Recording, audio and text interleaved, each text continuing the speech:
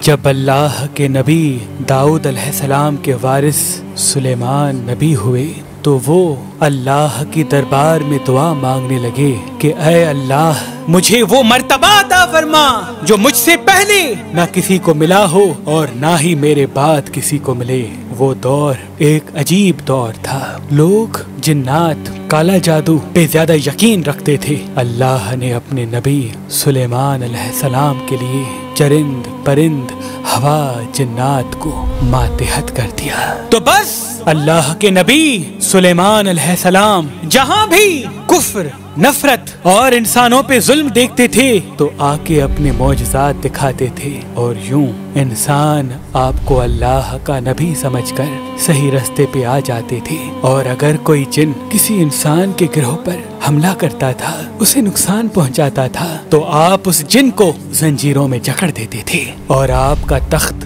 فضا اپنے کندھوں پہ اٹھائے پھرتی تھی، آپ آسمانوں میں پرواز کرتے تھے۔ تو ویسے ہی آپ آسمان میں پرواز کر رہے تھے، اتنے میں ایک جن آ کے آپ سے کہنے لگا کہ اے اللہ کے نبی، زمین پہ بابل کے پاس جنات کا ایک گروہ انسانوں پہ ظلم کرتا ہے، اور وہاں کے جن انسانوں میں حلول کرتے ہیں اور پھر انسانوں کو تکلیف دے کے یہ منواتے ہیں کہ ان کے پاس غیب کا علم ہے، اور یوں انسان بھی صراط مستقیم سے ہٹ رہے ہیں۔ جیسے ہی اللہ کے نبی سلیمان نے اس بات کو سنا تو آپ اپنے تخت کو بابل کی طرف موڑتے ہیں اور اس گروہ کے پاس آ کے کہتے ہیں اے تکبر میں رہنے والو، اللہ سے ڈرو۔ وہ جنات کا گروہ حضرت سلیمان کی طاقت سے ناواقف تھا۔ اس میں سے ایک جن لیاب کہنے لگا ہم کسی سے نہیں ڈرتے اور ہم اپنی مرضی چلاتے ہیں، اور اس کے قبائل کے کچھ جن حضرت سلیمان علیہ السلام کے تخت کے چاروں طرف سے آ جاتے ہیں اور کہتے ہیں اگر تو واقعی سچا ہے تو ہمیں قید کر کے دکھا۔ تو بس